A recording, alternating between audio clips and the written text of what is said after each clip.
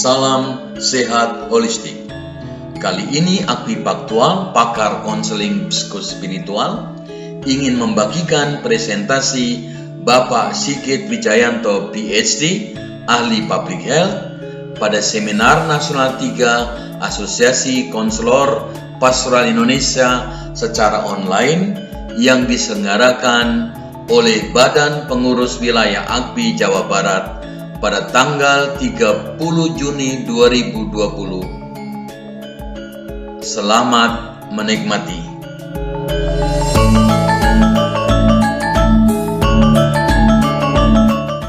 Terima kasih moderator, dan terima kasih pada Pak Paulus yang sudah mengawali sesi kita, dan saya kira tujuannya berhasil membuat sense of crisis kita jadi muncul, bukan hanya sense of crisis tapi sense of distress, sehingga memang butuh konselor-konselor untuk bisa menenangkan kita dalam situasi yang tidak menentu ini. Tugas saya lebih berat kalau dalam situasi semacam itu, terus kira-kira rekomendasi mikronya seperti apa? Nah, ini yang saya kira lumayan susah.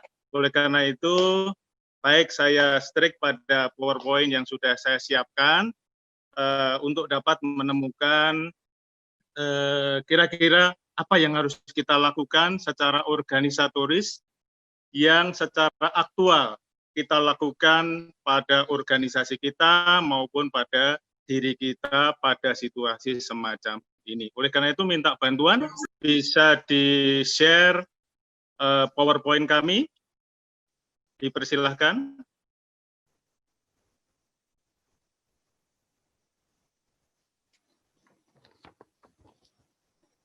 Kami persilahkan. Ya, baik.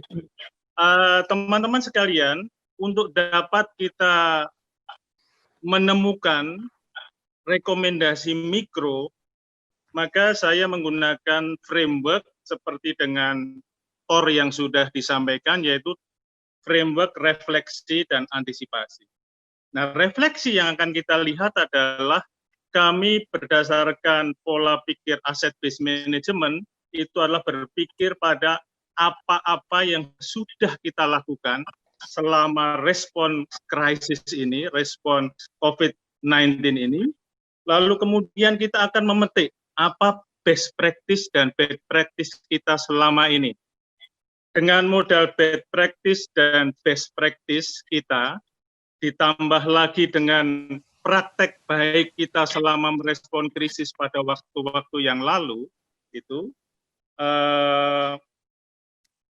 pada waktu-waktu yang lalu, maka kita akan berhadapkan dengan prognosis COVID-19 seperti yang sudah disampaikan oleh Pak Paulus tadi.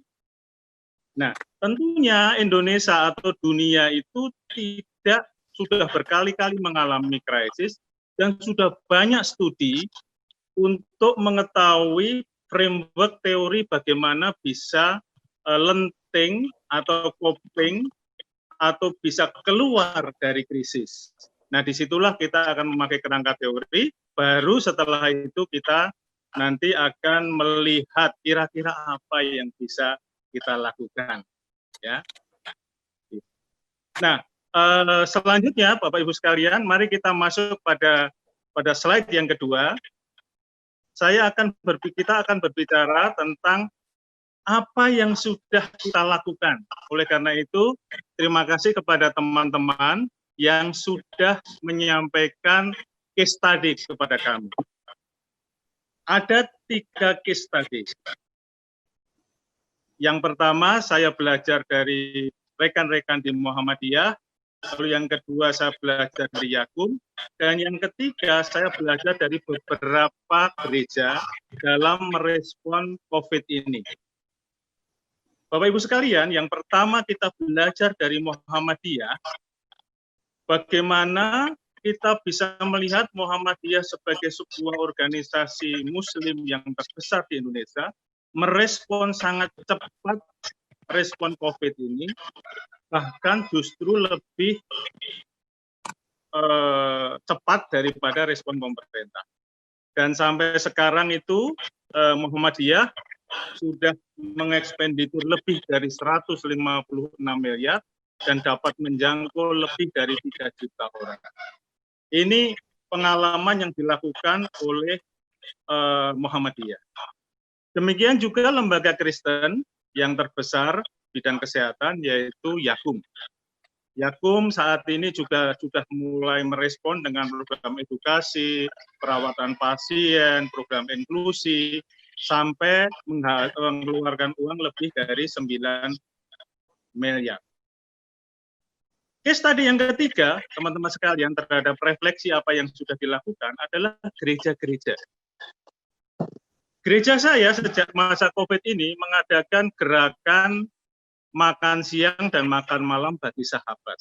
Dan dia menganjurkan setiap jemaat untuk memasak dan memasak porsi yang lebih, dan porsi yang lebih itu kemudian dibungkus dan disumbangkan. Sampai menjelang Lebaran, kita sudah berhasil mendistribusi 27.000 paket nasi bungkus, sembako, hand sanitizer, dan lain sebagainya. Dan ada satu case lagi yang menjadi refleksi yang luar biasa. Saya pergi ke sebuah gereja yang di Lampung, saya kira ini kaitannya dengan konseling, dan juga ada di daerah Sragen. Ada satu gereja yang pendetanya keliling ke kota untuk mengambil orang-orang gila. Dan dia dirawat di gerejanya.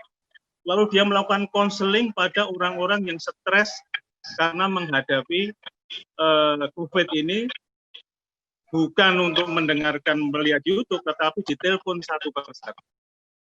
Dengan demikian, Bapak Ibu sekalian, kita bisa melihat bahwa dalam situasi yang sangat mengkhawatirkan ini, lembaga-lembaga pelayanan non-profit sudah melakukan sesuatu yang menurut saya sangat berharga.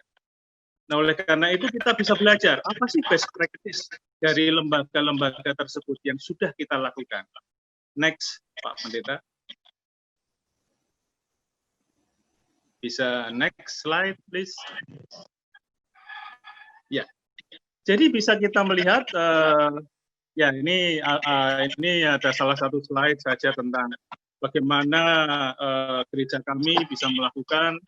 Next slide, please. Ini bagaimana Muhammadiyah mengeluarkan dana 156 miliar dengan total penerimaan manfaat 3 juta lebih untuk merespon krisis. Lanjut. Ya, dengan demikian kita bisa belajar dalam situasi yang sulit ini. Maka yang pertama, lembaga-lembaga kita, Bapak Ibu sekalian, lembaga-lembaga non-profit, khususnya lembaga non-profit keagamaan, dia mengumpulkan resources mereka untuk melakukan pelayanan. Dan bisa kita lihat di sini, hampir 80% sumber dana untuk bisa merespon COVID ini tidak berasal dari luar negeri, tetapi dari warga mereka sendiri. Sebagai contoh misalkan Yakum itu sendiri pada saat respon di Palu, hanya beberapa desa saja dia terima uang 60 miliar. Tetapi untuk COVID ini hanya 1. Itu hampir semua dilayani, bahkan kalau kita melihat di gereja-gereja yang sudah ada, itu dia melakukan sesuatu dengan apa yang dia ada. Yang kedua, teman-teman sekalian, soal kecepatan respon. Lembaga-lembaga yang berbasis massa, seperti gereja, Muhammadiyah, dia merespon lebih cepat karena didasari oleh semangat filantropi dan semangat keagamaan. Lalu yang ketiga, mereka juga memobilisasi relawan lebih banyak lagi. Dan yang menarik ini, yang menarik juga, teman-teman sekalian, lembaga yang berbasis massa yang melakukan respon itu lebih disiplin menerapkan protokol kesehatan daripada lembaga yang diam saja. Artinya sebetulnya ketika dia mau berbagi, dan itu juga merupakan self healing dari trauma warga-warganya. Jadi warga-warganya yang distres dikumpulkan, jadikan relawan, diajak berbagi, maka dia akan lebih sembuh dari distress tersebut. Saya kira ini perlu menarik untuk kita pelajari dari para relawan kita. Lalu mereka melakukan sesuatu tidak duplikasi dengan pemerintah, tetapi melakukan sesuatu yang komplementer dan alternatif. Lanjut, Pak Pendeta, mohon lanjut slide. Nah, sekarang best practice apa dari sisi kesehatan masyarakat? Tadi Pak Paulus sudah menyampaikan banyak hal, tapi juga tambah distres karena nilainya kita merah semuanya. Tapi saya berusaha melihat yang positif-positif dan mudah-mudahan jadi positif beneran. Yang pertama, berdasarkan pengamatan kami di 2 puskesmas yang dekat kami, itu karena kita rajin protokol kesehatan, jaga jarak, basuh tangan, pakai masker, itu tren penurunan penyakit-penyakit infeksi yang dikatakan Pak Paulus tadi, sejak tahun 2000 itu kita ketinggalan atau mundur 15 tahun, seperti diare, infeksius, ispa, tifoid, disentri, itu berkurang. Nah, ini saya kira harus dilihat bahwa budaya ini kalau kita jalankan lagi, maka penyakit-penyakit yang menjadi PR selama puluhan tahun tadi akan menurun. Demikian juga Bapak Ibu sekalian, ini yang dikatakan tadi ada 3 pembunuh utama diabetes, stroke, sama jantung ini di beberapa rumah sakit yang saya amati, itu juga berkurang jumlahnya. Ini mungkin karena kaitannya dengan rajin olahraga, konsumsi apa adanya yang sehat, tidak jajan sembarangan. Sehingga itu hal yang sangat positif, saya kira perlu kita lihat. Cuma memang ini juga yang menarik juga, kunjungan ke fasilitas kesehatan PPK 1, teman-teman sekalian ya, itu berkurang 50% karena orang takut ke pelayanan kesehatan. Artinya apa? Dia berusaha mencari pengobatan secara mandiri. Yang berikut, ini seperti dikatakan tadi, tidak ada suatu isolasi mandiri pun yang berhasil di dunia ini. Tetapi dalam kenyataannya, karena situasi menjadi pasien COVID itu juga serba susah, banyak juga yang dibully dan lain sebagainya, disingkirkan dari masyarakat, maka sekarang ini justru isolasi berbasis keluarga dan masyarakat saya melihat berjalan. Walaupun tadi sesuai dengan Pak Paulus ada nilai-nilai merah yang masih berjalan sampai saat ini,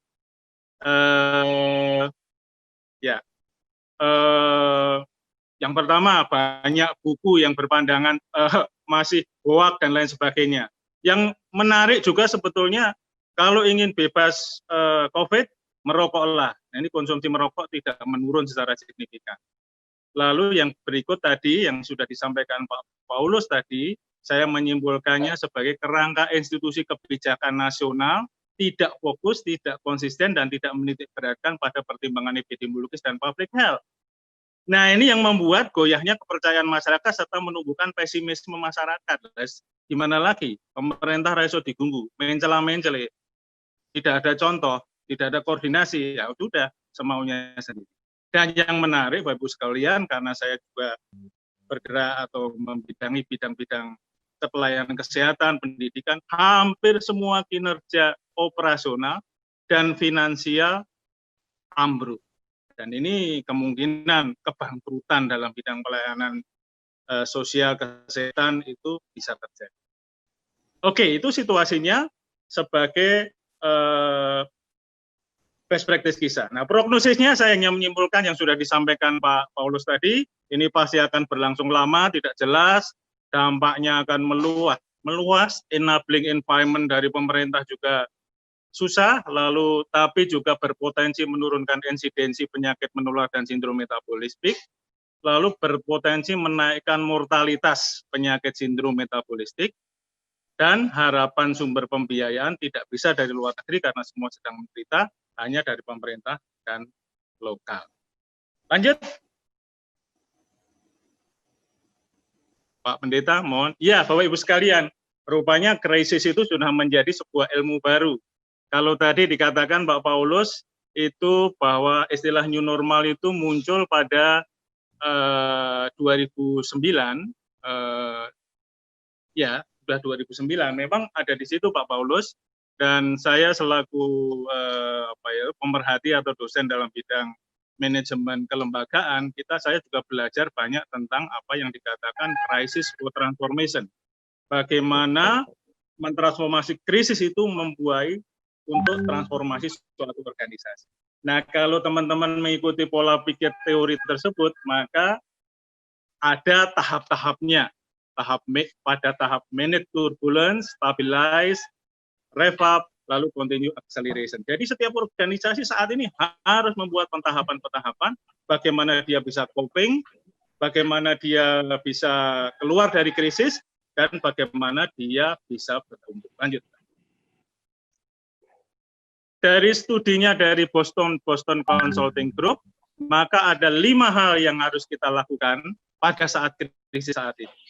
Yang pertama adalah act proactively, yang kedua increase vitality, yang ketiga strict on the clear vision, yang keempat build resilient, kalau yang kelima streamline the organization. Nah, ini 5 hal yang sudah berdasarkan studi kita bagaimana keluar dari krisis tersebut. Saat ini yang justru yang act proactively, melayani, lebih proaktif melayani, dia yang lebih survive daripada yang diam saja. Lalu saat ini mereka yang berinovasi, explore ide-ide baru, berpikir, berefleksi, beraksi, mereka lebih survive daripada yang diam dan meratapi. Yang ketiga, lembaga-lembaga yang kembali ke misi mula-mula, dioperasionalisasikan, disederhanakan, mereka lebih bisa berjalan. Yang keempat adalah bagaimana membangun coping mechanism, bagaimana membangun, ya kalau dikatakan new normal itu sebagai suatu budaya baru kita ini kita pertahankan, hingga kita bisa mengantisipasi yang akan datang. Yang berikut adalah streamline organization. Oke, nah, baik Bapak Ibu sekalian, tibalah pada rekomendasi mikro kami. Next please. Ya. Dari sisi act proactively, mari kita merespon COVID ini dengan tidak diam. Karena dengan mengharapkan yang tinggi-tinggi, bisa kita lakukan apa saja. Dananya dari mana? Dari diri kita sendiri, dari local fundraising, dan lain sebagainya. Studi mengatakan, makin Anda berbagi, makin Anda dikuatkan. Makin Anda memikirkan yang susah, maka Anda makin tidak distres. Lalu yang kedua, increase vitality. Sekarang ini kita punya program dari si public health, ada namanya Germa Sekolah Hidup Sehat, sanitasi total berbasis masyarakat, gizi terpadu, dan lain sebagainya. Tolong jangan ditinggalkan, karena itu adalah modal bagi kita untuk bisa mengatasi yang akan datang. Jadi budaya-budaya sehat, budaya-budaya basuh tangan, social distancing, macam-macam yang ada sekarang di gereja kami, berusaha akan kita pertahankan, entah itu nanti ada selesainya COVID kapan, pokoknya kita pertahankan sebagai suatu perilaku baru dalam kehidupan. Yang ketiga, tidak pikir neko-neko, kembali kepada misi awal. Kembali kepada misi kita mendirikan organisasi, tetapi dioperasionalisasikan secara smart, specific, measurable, achievable, rasional, dan time bound. Kemudian ini difokuskan untuk mencapai tujuan-tujuan yang sudah ditetapkan tadi. Dan yang keempat, yang penting adalah bagaimana membangun kelentingan. Nah, adaptasi perilaku new normal itu sebagai budaya dan kebiasaan hidup baru. Ya, memang dikatakan tadi oleh Pak Paulus, membiasakan hidup substandar. Nah, tetapi kalau saya seorang Kristen, rupanya substandar itu ya enak juga, karena hidup sesuai dengan doa Bapa kami, berilah makanan kami yang secukupnya, rupanya cukup itu luar biasa. Makan yang sehat, aktivitas. Jadi sebagai kesaksian saya, gara-gara COVID ini, jadi olahraga, jadi makan seadanya, tidak pernah sakit, aktif terus itu. Nah, bersyukur ada COVID. Dan yang kelima, kita memikirkan organisasi kita yang lebih transparan, lebih profesional, lebih sederhana, dan lain sebagainya. Saya kira 5 hal ini bisa kita lakukan, baik oleh AKPI yang sudah melaksanakan, sudah berulang tahun keberapa ini, saya tadi lupa, maupun juga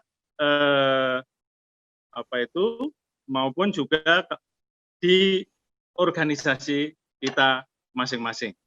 Dan yang terakhir, saya share alamat saya dengan harapan siapa saja yang ingin berkonsultasi, ingin menghubungi, ingin melakukan suatu proses transformasi organisasi, ingin mengatur organisasi bagaimana supaya lebih lenting dan lain sebagainya, kami dengan sukacita dapat memberikan layanan secara cepat.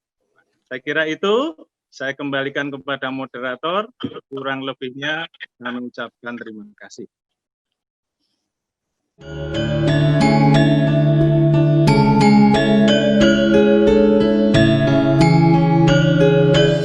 Terima kasih atas kunjungan Anda semua. Kunjungan Anda sangat berarti bagi pengembangan channel AKPI Faktual di masa yang akan datang. Jangan lupa like, subscribe, teruskan, dan goyang lonceng kebersamaan kita. Sampai jumpa lagi.